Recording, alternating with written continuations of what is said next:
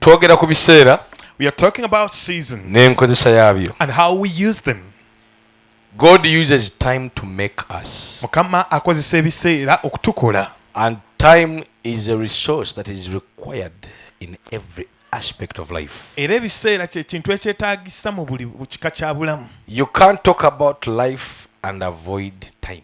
Tosobola kwogera bulamu n'otayogera ku biseera. You can't talk about success by not talking about time. Era tosobola kwogera ku buwanguzi nga toyogedde ku biseera. You can't talking about working or doing anything and avoid talking about time. Newankubadde okukola ekintu kyonna nga toyogedde biseera. When I was in the village, I was making bricks. Bwe nali mu kyalo nga nkuba amataffaali. And the Lord visited me. Mukama n'ankyalira. Out of that pain that I was going through, mixing the mud in with an empty stomach and cold, I was shivering. Olw'obulumi bwe nali mpitamu nga nkuba ebbulooka wakati mu lubuto nga swaddeyo kantu konna nga nkankana n'okankana. I remember a voice speaking to me. Kati nzijukira eddoboozi nga lyogera gye ndi. I'm going to make you a great man. Nga ligamba nti ngenda kufuula omusajja ow'amaanyi. And I was like doubting.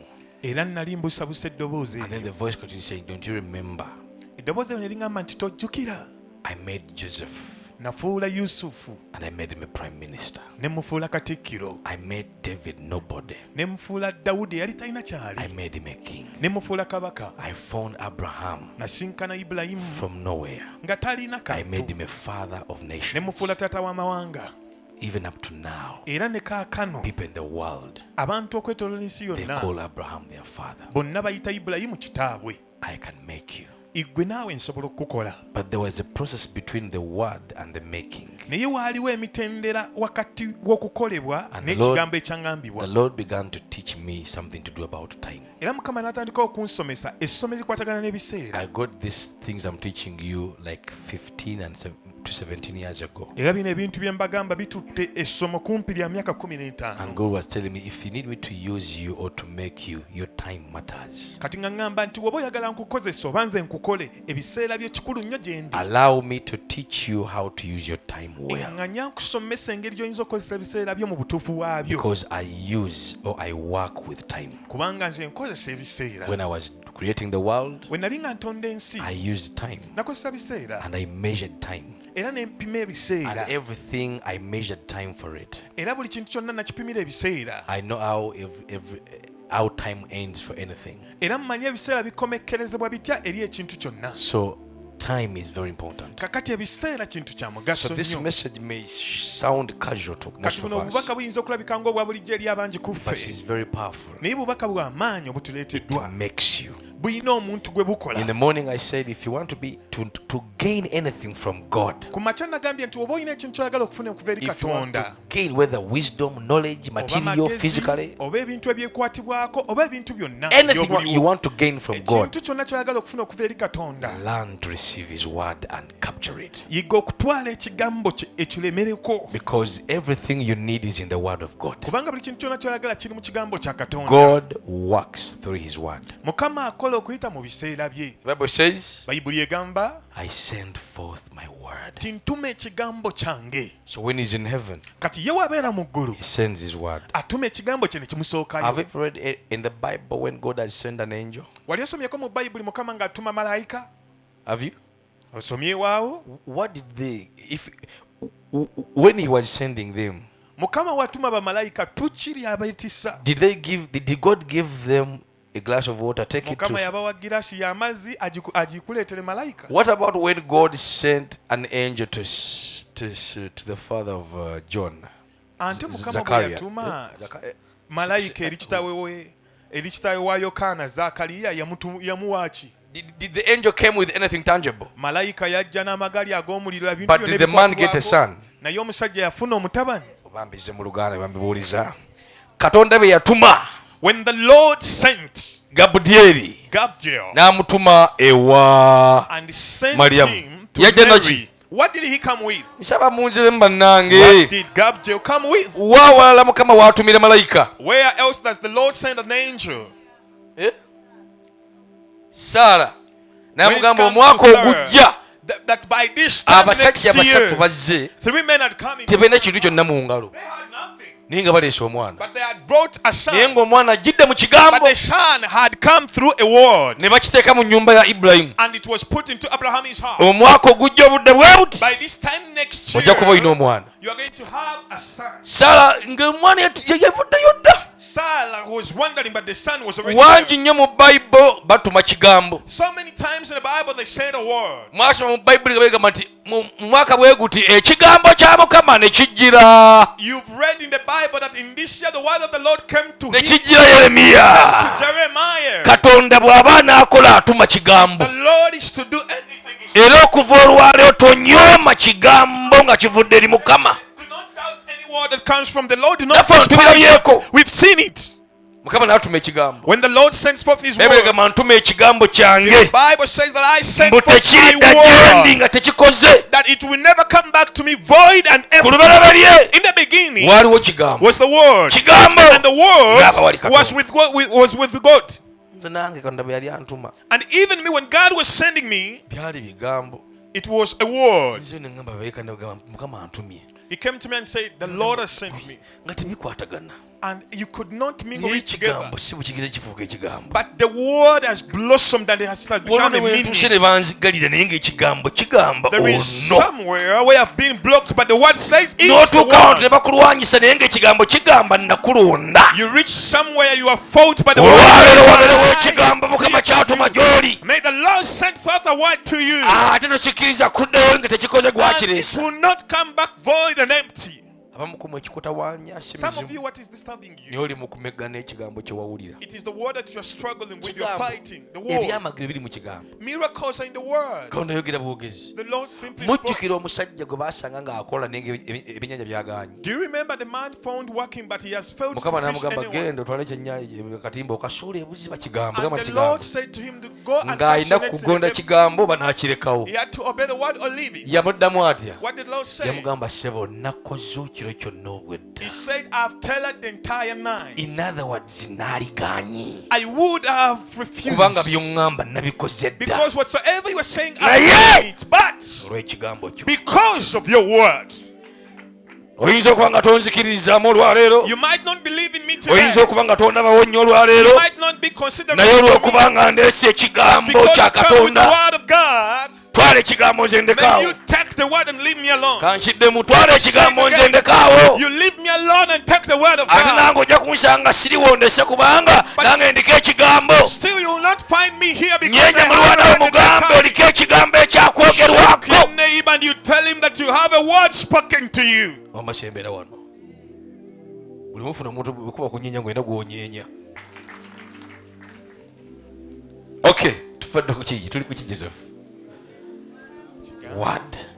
Mbegayidde tonyooma kigambo. Ate n'ekyokubiri yawulamu bw'owulira ng'ayogera tayogera kigambo. Vaawo. Wano bwe waba tewali kigambo vaawo. Kubanga awatali kigambo tewali bujulizi. Because where there is no word, there is no testimony. Naye awantu bwe waba nga waliwo ekigambo Now, whenever tuula. there is a word, just Time sit is there. going to come. Ekiseera kigenda kujja. Where there was a word Ewaali ekigambo shall be good. wajja kubeerawo ekitiibwa ne Katonda. Because that's how it is. Kubanga ekyo bwe kiri In the beginning, mu lubereberye there was the word. waaliwo The kigambo. word became God. Kigambo n'afuuka Katonda. No, the word was with God. Ekigambo kyali wamu ne Katonda. The word became God. Era ekigambo ne kifuuka Toddamu Katonda. kumbuuza Katonda yavaawo. Now do not ask me where God came from. Ani yamutonda? Who created God? Tewali Katonda ku nsi. In the beginning there was no God. Waaliwo kigambo. There was the Word. Ekigambo And the ne Word kiba awali Katonda. was with God. Kigambo And the Word bunaaba Katonda. was good. Katoddamu kumbuuza where is God? Do not ask me Katonda ali ludda wa. Ku lubereberye In the beginning waaliwo Emma oli omu atalina plan. was Emma who is planless. Kigambo n'aba wali Emma. And the Word was with Emma. Kati Emma yono gw'olaba. And this is the Emma Bajja you are seeing. kukusanga ng'olina ky'ololwa Katonda. They will find you where you Naawe where there njala is God. okeeyogereko, ha? kigambo In the beginning, abeera awali Debula. may the word be near Joseph. Mbadde nga nti gwe Debula abeera ani? And Deborah and Joseph becomes good. Eri abantu abeeyagala ngalebeddera akiwoomya n'okukiwoomya naye mwami Yusufu yeeyagadde omwaka guno. Bireko mu ngalo. Kati enjiri yange ewaliro njogera ku kye bayita ebiseera. Now what I'm speaking about today, I'm talking about time. Ebiseera kikulu. I am talking about time. Time is very important. Twonoonye nnyo ebiseera. We have adequately wasted time. Enkozesa y'ebiseera byo nkulu nnyo ku ky'ogenda okubeera. The way you use your time is very important for what you're going to be. Toweerimba nga nti ogenda kubeera w'amaanyi ng'ebiseera obyonoonamu. Do not say you are going to be great when you are wasting time. Toweerimba nga nti ogenda kukola eby'amaanyi nga tomanyi kukwata biseera byo. Don't say you are going to do experts when you're not a time manager. Wano mu Africa tufiirwa ebiseera bingi. In Africa we lose a lot of time. Nnyo. A lot of time is wasted. Lowooza bulowooza lunaku lwajjo. Just think about how useless Luyinza oba nga that is. lwakufudde. Maybe it was wasted. Nga lwakuyiseemu. Perhaps it just went like Bwe that. wakyadde okunyumya. When you went to feast, Emirimu wagyerabidde n'emmere you n'ogyerabya forgot n'esiriira. to do anything and even you N'okusaba banked the wagenze food. okuvaayo. Nsiibudde kangende So by the time you went to church, you went somewhere, wagenze okudda eka ng'ebintu byagenze. you returned home when everything is a mess. Ate obudde baabukola bubi tebulinda. And time is bad that it cannot wait Ebiseera for bya you. maama oye enkola yakwata mpola mumulindeko. Please, that is a slow goer. Please wait for that person. Manyi ekikola kye yakwata You mpola see, ebintu. according to his stature, Esteriyo essaawa z'abakwata mpola there is no time for slow. n'ez'abakwata speed. And those that are Ffenna baatuwa quickers. essaawa abiri mu mmeka. We were all given 24 Enkwata hours. z'abe y'enkulu. The way we handle time is the most important Mukama one. waffe asiimwe. Praise the Lord. Mbasabidde mu kyaki wano. I pray for you in the church Enkwata y'ebiseera ekyuke. that you use time very Oddemu well, ovaluwinga ebiseera. so that we value time Mukama again that byakuwadde. the Lord has given you. Ategedde agambe nti Yesu Someone yeebazibwe. say, praise the Lord. So ne tugamba nti how does a wise, successful, prosperous, blessed Christian use his time? Ne tugamba nti omukristaayo awangudde akozesa atya ebiseera. Ng'obifunziza mu bulobo oleseeyo. A wise, Omugezi, successful, blessed, omuwanguzi aweereddwa omukisa akulaakulana akozesa atya ebiseera. How? Because we have come to realize that those who are greater than us, Kubanga tukizudde nti abo abatusingako, the difference is in how they use their time. enjawulo eri wakati w'engeri gye bakozesaamu And ebiseera. what they do, Era kye bakola, they know how to even come and buy time from you. bamanyi n'okujja ne bagula ebiseera okuva gy'oli. Say, I want to buy 12 hours from you every day. N'agamba nti njagala nkuguleko essaawa 12 okuva gy'oli buli lunaku, To add on theirs. okugatta ku byabwe. Omuntu akozesa aba yakugulako obuseera bwe n'agatta ku bubwe. Now a person that recruits you is buying your time. N'ogenda n'obyopaleetingiramu. And you go, you use your time for Bw'akulaba theirs. ng'ogenda bigenda bikuggwako As they're seeing that you are running out of time, they retire you. N'aleeta abakyabirina. They bring another one who is fresh, who still have more time. Gamba nti amiina. Praise the Abo Lord. nabo ne babimuwa. And they also give that person time. N'akuwa w'osula. They give you where to sleep. N'akuwa ne ka transport. The transport refund is given to you. Ennyumba zaabwe abantu be nayo ebiseera abampa ebiseera byabwe erumu zaabwe zezo basula awo. And they said, those people gave me their time, they sleep there. N'obeerawo omwaka mulamba n'ogumukasukamu. 1 year, 2 years, 3 myaka years. esatu. Balaba bigenda bikuggwako. And if they realize that you're no longer useful, Bw'aba mukozi nga mulungi if they are so good to you, n'akuwayo n'akasiimo. they will give you a pension Emyaka gye or ginkoledde. a package for your contribution during your useful time that you've given them. Gitukoledde nnyo. Now, all your time you've given us, look at what you've done to N'akuwayo us. akasiimo And they n'ogenda. give you a package. N'olyoka otandika okunoonya ate emyaka gyo w'ogiteeka. And you begin to hunt for the wasted Mukama years. akitubalire. May the Lord count Ku it on makya us. ngambye I've said in the morning, ne mbagamba enjiri tajja kutusaliza musango. and I say that the gospel will not condemn us. From today learn this from me. Kachino mukiyiga okuva gye ndi That every olwaleero. time you hear the gospel, it Buli comes kas- to you as a blessing. Buli kaseera w'owulira enjiri ejja gy'oli ng'omukisa. And where you hear the gospel from, Era awo w'owuliridde enjiri, start there from there. tandika okukola mbagirawo. Don't say, that gospel came too late. Tolinda ogambe nti eyo enjiri ante I wish yampitako it dda, came yazze 9 years kikeerezi. ago. Singa bagibuulira emyaka nga No, mwenda if egiyise. God has brought it then, Kati Mukama waba agirese kati. start it then. Tandika. katonda asobola okudda emyaka gy'osigazzaayo 5 The Lord can get the time that you are remaining with n'ogikozesa obulungi and you use them adequately n'agikozesa okukomyawo emirala 10 egyafa. and you use them as years of restoration. Mukama waffe yeebazibwe Praise nnyo. the Lord. Okay, so quickly we said, Mangu nnyo how do I use my time? tukozesa tutya ebiseera byaffe? Learn to manage your time. Yiga okufuga ebiseera byo. Learn to divide time well and allocate it. Yiga okugabanyaamu ebiseera era obiteeke buli wantu. Now listen to this. Kati kino kiwulirize. Do you know why time was measured? Omanyi lwaki ebiseera byapimibwa? Because in the beginning Kubanga mu lubereberye there was no night and day. tewaaliwo obudde obw'ekiro n'obw'okumakya. It was only light throughout. Kyali kitangaala ekyaliwo buli kaseera. But when God made night and day, Naye Mukama yakola ekiro He n'amakya. was dividing time. Yali ayawulamu ebiseera. And then He divided from seconds Era n'abyawulamu okuva ku to butikitiki hours, paka ku from ssaawa. hours Okuva ku ssaawa to paka ku lunaku. day, Okuva ku from a lunaku day paka to ku weeks, sabbiiti. from week Okuva ku to sabbiiti month. paka ku myezi. Gwe biyitamu bisitu tobirowoozanga nako. Now you just meander through not questioning Lwaki those baakola measurements. omwezi? Why did they make months? Lwaki baakola eddakiika emu? Why did they make minutes? Lwaki baakola Why essaawa? did they make Katonda time? obudde yabupima God measured ng'amanyi time, nti eriyo ebyetaaga eddakiika, knowing there are things worth a minute. eriyo ebijja okwetaaga There are essaawa, also things worth an hour. eriyo ebyetaaga olunaku There are olulamba. also things that need a Kati day. yigogera ebiseera byo Now learn how to measure your omanye time kino kyetaaga budde and ki. get to know how much time something needs. Toddiranga ekintu ekyetaaga olunaku n'okiwa omwaka. Don't give something that was worth a day and you give it a So year. learn to measure your time. Kati yiga okupima ebiseera So byo. right from the beginning in Okuva mu Genesis ntandikwa mu chapter lubereberye 1, olubereberye essula when, esooka do you see that when God was working, nti Mukama bwe yali He akola was working with time. yali akola n'ebiseera. Okategedde ako? Kannyonnyole.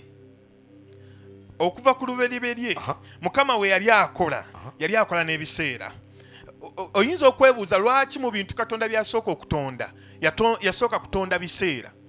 Ewataali bitonde byonna Mukama kye yasooka okutonda byali biseera. Ati babulire. N'atonda obubonero mu bbanga obwawula ekiro n'emisana. N'agamba enjuba efuga ekiro, enjuba efuga emisana, omwezi gufuga ekiro.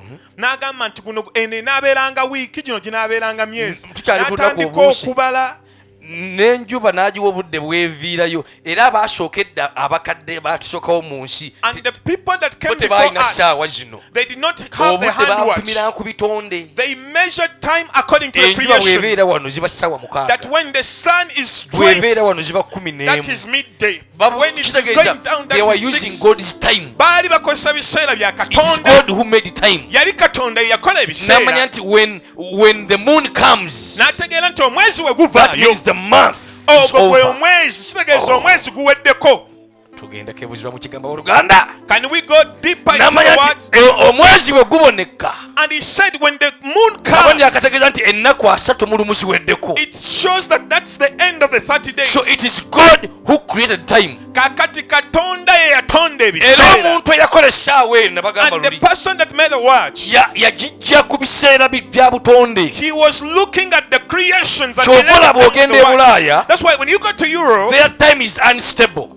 ebiseera byabwe There are times when they are 2 hours ahead of us. ebiseera ebimu babeera n'essaawa 2 maaso gaffe. Around November they are 2 hours ahead Mu of us. mwezi ogw'ekumi babeera n'essaawa 2 maaso Now gaffe. in January, February, March, Kati mu January, February, March, they are 1 hour ahead of kati us. bali essaawa emu Do you know how that comes? maaso gaffe. Omanyi lwaki? They see how the nature operates. Bo balaba ebitonde engeri gye bikolamu. Because there are times when the sun takes long to set. Kubanga wabaawo ebiseera omusana we gulwawo okugwa. You understand that? So even God in the beginning, Kakati Mukama ne mu ntandikwa He needed time to do what He was doing. yali yeetaaga ebiseera okutonda buli And He kintu. also made sure He uses time well. Era n'akakasa nti ebiseera bikozesa He made bulungi. sure in 6 days Yakakasa nti mu nnaku 6 I'll be done with this. kino nja kuba nkimaliriza. And then he knew that this needs 1 day. Kati n'amanya nti luno lwali lunaku lumu. It was morning, it was night. Gaali makya kyali kiro. That is 1 day. Olwo lunaku lumu. He made this. N'akola olwo. Do you think they were wasting time to tell you that morning, night? Golowooza Mukama yali amala biseera okubulya nti kino kiro gano makya. He was showing I need time. Yakulaga nti neetaaga Kyova olaba ebiseera. omuntu bw'agambanga get you are nothing. That's why if a person tells you nti toyina kyoli, tell them just give me time. mugambe nti mpa buwi You will see who I am. ojja kumanya kikyendi. Why? Because you need time Lwaki? Kubanga weetaaga to ebiseera become what God has called you to be. okufuuka ekyo Mukama kyakutonze So when okuba. God gives you time, Kati Mukama wakuwa the ebiseera, problem is here. ekizibu kiri wano. We don't know how to use time. Tumanyi engeri gye tukozesaamu That's biseera. why our results are not equal to our efforts. Yensonga lwaki ebivaamu ebibala byebyo bye tukola Olina tebikwatana w'oteeka n'amaanyi gaffe. ebiseera w'otalina There is biteeka. somewhere you put time where it's not Kyova enough. olaba obulamu bwo tebukula. Yensonga lwaki you are not prosperous. Olina we wamma ebiseera There is somewhere that you deny nga walina time okuwaawo when you ebiseera. ought to give it time. Olina wawa ebiseera There is ebitono a place that you limited nga time walina kubawa when you bingi. should give them adequate time. Olina wawa ebiseera bingi There is ennyo a place where you give them naye ng'ate adequate time, tebigasaawo nnyo. but it wasn't worth it. Kati njala kuyigiriza lwaliro ne kikatono nnyo. Now there is something that I want to teach you in a few Obalansinga minutes. otya ebiseera How byo. do you balance your time? Era biki by'olina okuwa And ebiseera. what are you supposed to do to give Number one, it soka? twalaga Sunday We wedde. said last Sunday Ekisooka omuntu yenna ow'amaanyi that any person that is great, bw'aba atemaatema ebiseera bye. if they're portioning time, Omuntu yenna ow'amaanyi alina okuwa Katonda ebiseera. they're supposed to give God time. In the 24 hours of the day, Mu ssaawa 24 mu lunaku, as a successful man, ng'omusajja ow'amaanyi, do you give time to owa God? Katonda ebiseera? Awo sigenda kulwawo kuba I'm not nayogerawoko. going to tell her there. Abantu bonna ab'amaanyi balina obudde bwowa Katonda. All the great people give God time. Bw'otabuwa Katonda ogenda buwa lubaale. And if you don't give God time, you are going to give Tosobola it to kubeera demons. w'amaanyi nga tolina budde bwowa You Katonda. can't be great minus God's How time. much time do you give to God? Katonda omala n'ebiseera You are so bimeka busy in the world okola ebintu bingi nnyo mu and nsi you have muno, no time for church. naye tolina biseera bya Who is kanisa. going to help you when bad days have come? Ani agenda okuyamba ennaku embi we Who is zijja? going to bless the works Ani of your agenda okuwa hands? mukisa emirimu gy'emikono Who gyo? is going to prosper Ani you? agenda okukulaakulanya? God told me never get too tired to pray. Mukama yaŋŋamba nti tokoowanga okusaba. In other words, in all your schedules, Kitegeeza nti mu byonna make by'okola sure you have time for God. kakasa nti olina ebiseera bya I have Katonda. seen different powerful people in this country, Ndabye abantu ab'amaanyi ab'enjawulo, but you find them, they have time for altar, naye oyinza okukyekanga nga bonna balina ebiseera where they ebyekyoto, put down every program nga bateeka wansi Their enteekateeka zonna, laptops. laptops And zaabwe they ne baziteeka lie down wansi ne beeyala ku ttaka to serve the Lord. okuweereza Mukama. Amina. Weewaawo, And we said, ne tugamba in the time that you give to God, nti ebiseera ebyo bye tuwa it should be Katonda divided by three things. biteekeddwa mu miteeko esatu. Three things. Emiteeko esatu. What do you use that God's time for? Kati ebyo ebiseera bya Katonda obikozesa ki? Number one. Ekisooka, Find time to serve God. tisangayo ebiseera oweereze Katonda. Find time to do something for God. Funayo ebiseera okubaako ekintu ky'okolera Mukwano gwange, Katonda. oli mugagga nnyo, oli muyivu nnyo, oli mwavu nnyo, wonna wooli simanyi wooli gwe weeteekewo, naye funireyo Katonda ebiseera ebimuweereza. Now, irrespective of your status, get time to serve God. Ako ky'okolera Mukama. Get time and you serve God. Ojja kulaba akuwa You omukisa. are going to see Him blessing you. Find some time. Funayo ebiseera. Don't be so busy for God. Tobeera nnyo ng'olina ebintu ebikufudde ng'okola nnyo nga tolina biseera bya Katonda. n'agamaanyi agakeera ku makya n'okola ssente Mukama yagakuwa. Even that power to make wealth, it is God that gives it to you. Bayibuli The egambye Bible tells mu us, kyamateeka essula 8 Deuteronomy 28, bunyiza 16 16, agamba nti nze mbawa amaanyi that it is me who gives nze you power mbawa to make amaanyi wealth. okukola obugagga. To make wealth.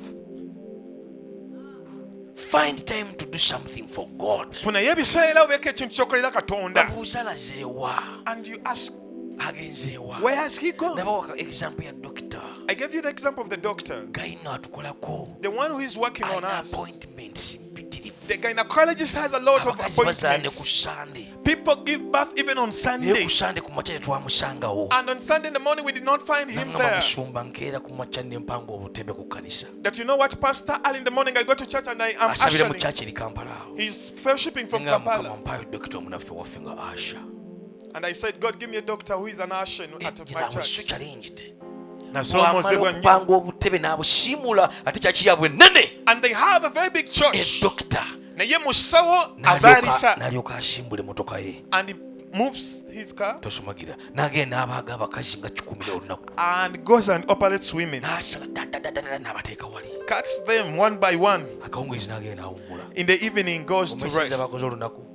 Do you know how much Sente ze money he has Mukama done? azza. Oyo ogenda kuyimba ne bugenti Mukama, God bless me. Are you going to stand with him and you say, Mukama mpa Now, let me omukisa? tell you something here today. Katika mbeko kye mukamba God's olwaleero. blessing is not free. Omukisa gwa Katonda si gwa Byogamba bwereere. jangu tukusabira ofune blessing. It is It not is free. not just putting your phone God's there. blessing, omukisa gwa Katonda kambabulira buli gw'olaba Mukama awadde omukisa whosoever you see ayina God's kye place, yakola. something he has done for the Lord.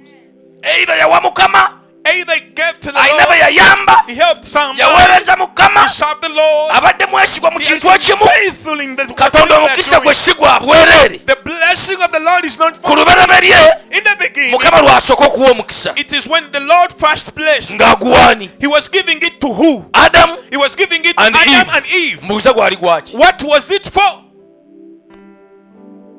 Mbu n'abawensi bagikulembere bagifuge bagirime. And he gave them the world, he gave them the universe to In till other it. words, if you work in the world, I will bless you. Kitegeeza nti wogenda n'okola mu nsi Ne nja mubuweereza kukuwa muno. omukisa. Bibula nti musumba gundi Even afunye- in ministry, musumba gundi afunye akamotoka. this pastor has a car, Musumba Kayanja alina emmotoka this bw'eri. pastor has this kind of a car. Bamugulidde zero mileage Land Cruiser Belvedere. He's given a brand new car. Ebimuli musumba Sibadde Mukama amuwadde ettaka. Pastor Sweden has been given Abo land. abasajja boolaba bakoledde Mukama. Those people have served the Lord. Bakoledde Mukama. They have served Bakoze the nga Lord. tuli bwana bwe tubuto They bwe have tuti. served when we are Ne still bambala young. empale ez'ebiraka. They have put on Ne pants bakolera and Mukama abantu trousers. bangi bakyuse. They have served the Lord and many people changed Tuva because of n'ogenda e them. Bulaaya n'agamba nti musumba gundi ye yansumba. You go to Europe and someone tells you that this Yansuzanga. pastor used to hold me. Basuzizza abanaku. They have Bayambye nursed the poor. abantu. They have helped. Ojja kubeera mu kanisa okuba You emimiro. will be in church and you are just there Omukisa condemning. gwa Mukama gulina we guva. Oh, this blessing comes from somewhere. Genda obeeko ky'okolera God Mukama. is something to the Lord. The blessing of God is not free. Omukisa gwa Katonda si gwa Kankimanyi bwereere. obwe nti teri mukisa guva mu nsi ya mwoyo gwa bwereere. Let me say it like this: the wali who there is Kati no agamba blessing that mutumo is olimba ngenze structured wa from the lubaale. spiritual realm. Now you're saying you are going to Ngenze the wa place. lubaale. I'm going to Kubanga the ogambye sorcerers. ogwa Mukama si gwa. Because you've said that God is blessing, you have to. Gende wa lubaale olabe. You go to the Buli lubaale sorcerers. gwawadde ssente kizimbawo. Anybody that has been given a Kiriko blessing from omutwe. the demons has sacrificed. Kiriko ente buli mwezi. Everything has a cow to Kiriko sacrifice. saddaaka. There is a Kiriko sacrifice. ebiro by'obutebaka. There is nights that you're not going to sleep. abagagga bulaba tebiiba. Those rich people don't sleep. Ono mmanyidde emyaka mingi. I've seen him for so many years. Abagagga tebiibaka. The rich men do not sleep. Kati goli awo webaka mukaaga. Webaka bbiri. Now you sleep Yes, from you 8. kanya. You wake up at 10. Olwojjukira okusaba ku nnya. That's when you remember to pray. Mutume yagamba olina okuba obudde You katonda. know, Pastor said you have to give Ate ku time nnya to the kitundu Lord. bakulinza okumulimo. Taata musoma mulungi mwagalwa. Tukwebaza. Father, we bless Bless you. my dear Lord. Olunaku lwange luwa omukisa Mukama. Touch me, Lord. Mukama nkwataako. Nkwataako, onzija nindaako. Yamba Mukama taata. Mukama saasirwa. Ngenze. I have gone, Lord. Bali abasajja aggala luumu ye. Those people lock their rooms N'alyoka akuma obubaani. and they make N'asirika for hours. they burn Ne the bagamba saints. tulinda mugagga timumwe mu time. They are waiting for the rich man. Agenda okufuna bw'ati They're nga saying, bakwata mu "Wait." ngalo ogoberera. And if they just touch you, follow them because they have been praying to Nga their bakwata gods. mu ngalo busominti we basimba layini. Naye nga They, naawe na they sominti. line up for their Mwina mwina cement sominti naye owuwe because their cement is basimba unique. layini. The blessing of God is not free. Omukisa gwa Katonda si gwa bwereere. Go and serve the Lord. Ogwo mukolerere. Abantu bemwogera bakoledde Mukama. Those people have served the Lord. Bamitala bakoledde Mukama. Apostle Mitala has served the Lord. Amiina. Amina. Nange ntandika kati okumukolera. And even me, I've begun to work. Ntandika olw'ekisa ngenda I kumukolera. am beginning to serve the Lord. Era bw'osanga nevugira emmotoka yange ndeka. And if you find me driving my Wow. car, leave me alone. Twakubaga prayer moves wano nga mwebase. We used to work and we are doing for 2 bishop Tambuza prayer ebigere nga moves. tusabira Wakiso. And we are praying for Wakiso, you were Kati sleeping. ndeka. Now leave me Owulira alone. ali mu Isirayiri ali mu namanya. Leave me. Olaba nga ntambula amawanga ndeka. Ndeka. Ndeka. Twatambula nkabula mayide eyo. We used to move to Kapela Maido. Twabuuliranga enjiri nga famire mu ogisanga wano endala We ogisanganga used to preach n'asana. in distant homes. Muli ku dowa to dowa. And you could find them Mukola ki eno? home. Mukola ki? What are you doing? Nagenda mu ggwanga erimu abasajja bantu ne bavanvu bali baddugavu ne boogera kwereka erinnya okukola kali kerimere. Ne ŋŋamba mpedde. I went to a certain nation and they were speaking language that I Tulidde couldn't ebintu understand. olw'enjiri. Tall men. Oye We twagenda ate okubuulira things enjiri eyo We've ate things because of the nga gospel. mama waka afumbamu n'embizi ze. We went to Aba preach the afuba gospel bw'ati and nga they n'embizi could eri prepare awo. food with all the Naye ng'embizi bw'eteeka omunva bw'eti with the mu pigs. byasalaasala awo. Baali nawe eri n'afumba embigi. So the swine. Ne baleeta emmere ng'ate mulina okulinnya ne baluma mufatambula mayiro gaaga. And we are very angry N'olya that emmere we refuse to ng'ojjukira take the embizi food that we are sharing with the swine. eteeka omwabali eri naawe tontawanya n'asiika nezzaamu nkugambye va wano najjula And he served the food. n'aleeta bikwirima akolenyekonyekonyemerenyere ate ng'olwo bajjudde ku sowaani emu And they used to serve mwenna us mukoza one wamu plate, and you are tokirabangako ekyo gwe kankikunyumize You've not sajja seen it akwata in the akawuma Michelle. n'akazinga ati a man gets posho, rolls n'akasenesenva it, waani and he use it to scoop the soup. And they simply swallow. n'ogamba nzizeebo basizzaamu And you say, should die? n'otulira akawunga ndye kalumu oba nkanyike And you are wondering whether to eat the posho without sauce. katonda or bw'andiisanga not. obulungi ondekanga If God is feeding me well, leave me alone. katonda akuusanyusize mu linnya erya yesu May gamba the amiina Lord praise you for me in the name of Jesus. Say amen.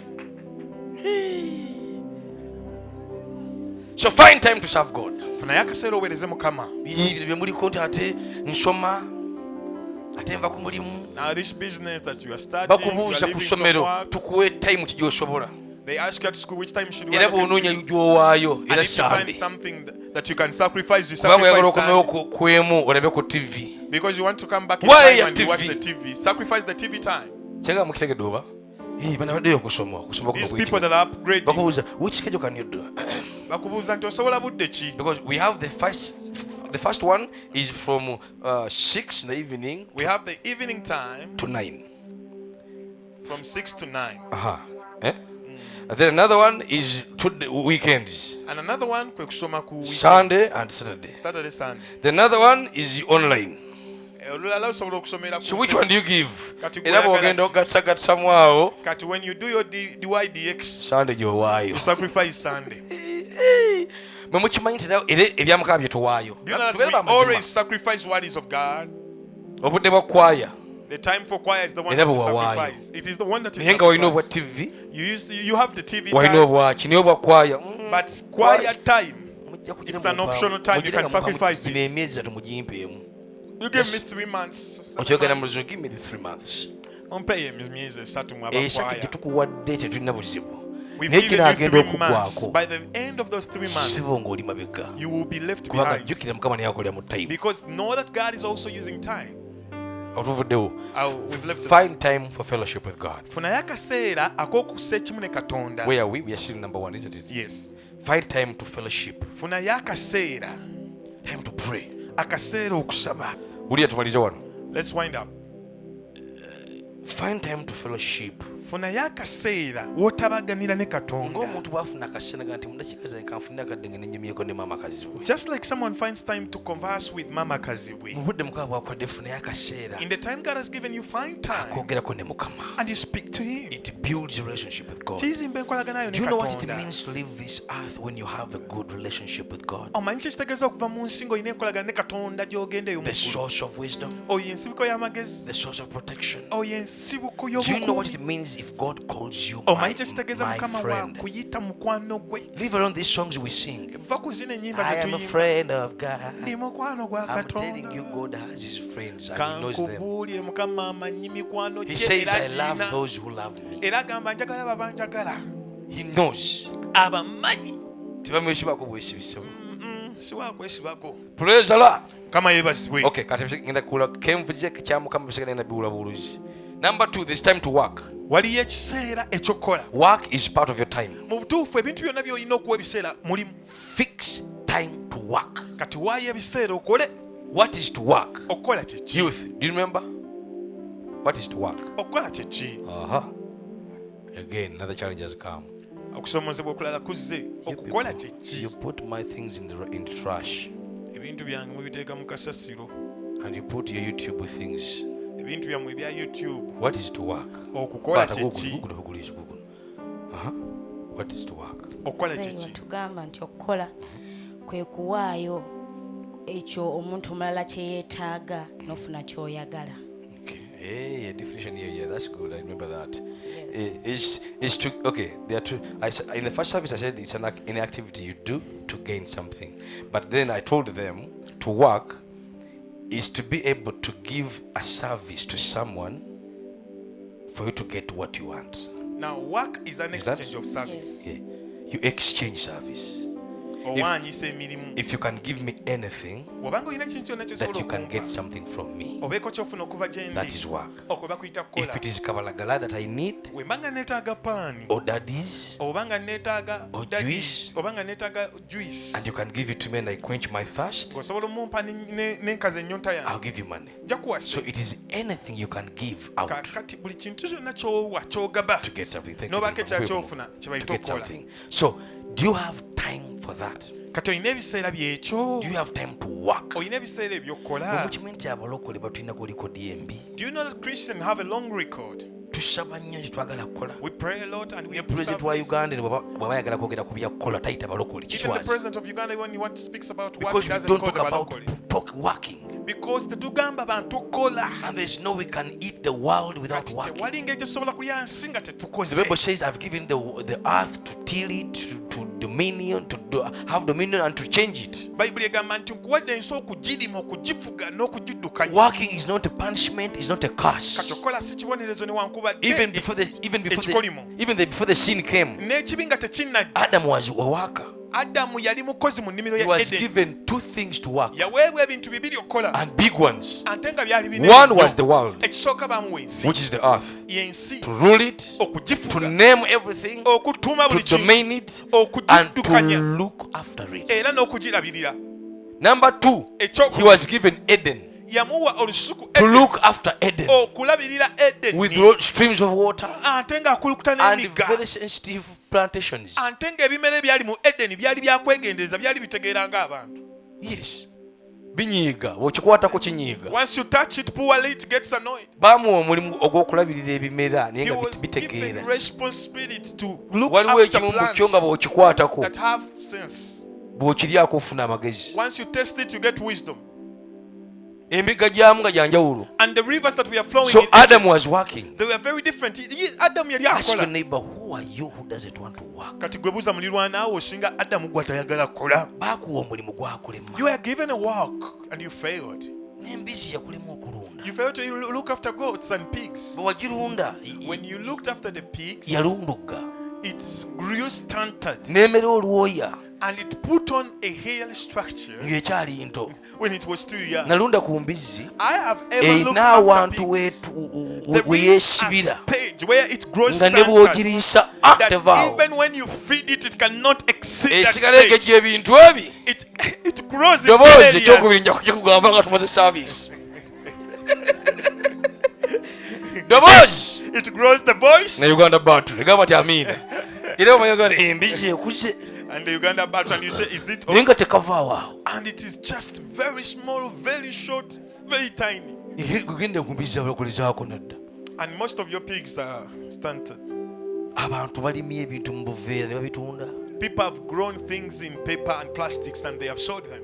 Abantu bakoze ebintu. People have done magnified things. Abantu bayiiza business. People have come up with businesses. Olaba n'abasumba bana bagobanga diamond miracle abatugamba miracle. And even the pastors of miracle signs Bwe and bamala wonders. tubuulira enjiri. Miracle money. Preaching. I said miracle money. Sente z'ekyama. Somebody's getting a land there. You are getting a land. Ofune ettaka. I see a land. Ngiraba. Olumala tubuulira After that, nga bagenda mu zifaamu zaabwe. they go to their farms. Nga balima They nga are bakola. working. They are laboring. They are hustling. Yesu. And you are waiting for miracle money.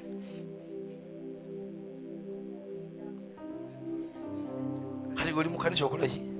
And you are busy 10 years waiting for miracles. Bo nga bakungulagana anansi. And they are harvesting watermelons, Bakungula ebitooke. pineapples, they are harvesting banana, Bwe batunda omuceere. rice. Ng'ajja kusanga mu kanisa bw'ayagala miracle. Agamba atayagala miracle. Miraculous Kiriyo omuceere ya rice. mitwalo 5 ofune miracle. Blessed Kikazi kyattu nga rice kigula. and you get Jakuba miracle. kuba empinga mbasanzeeyo nze. Oli yalimye omuceere n'aguguza mitwalo 5 kilo 5 gasiya. Blessed rice.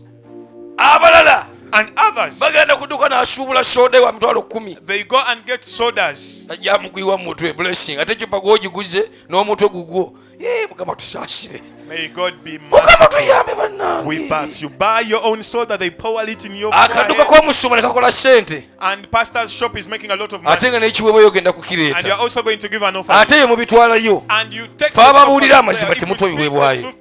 Guno omwaka ngenda kubakalakata mulina okuwaayo ekiweebwayo. This year you have to give an offering. Sijja guluba na miti yejjana. I'm not going to get Egyo bothered emiti emikalu mizibu. with the trees. Guno omwaka tugenda kwekalakata. This year we are going to share the gospel. Tithe Ekimu eky'ekkumi is godly. kya Bwakatonda. Offering Ekiweebwayo is from the Lord. kya Bwakatonda. Gamba nti ayiman tuve wano. Gamba nti amiina. Okukola kirungi. It is good to work. Okukola It kirungi. is good to work. Find something to do. Funayo akaseera obeeko ky'okola. Find something to do. Funa akaseera obeeko ky'okola. To earn a living. Obeeko ekintu ky'oyingiza. Tuula wansi ofumintirize mulimu ki gwe nsobola okukola. Get time, meditate, and you think about what you can do. Kati nze mbabulire mu kategori yange ffe twasomanye nze saasomanye. Now, for us, we are not learnt a lot. Kubanga omuntu yasomanye automatically empapula ze agenda kuziwaayo. Because the person that is learned automatically will give a Naye naawe qualification. ataasomanye But even you who is not learned, osobola okukola. you can do something.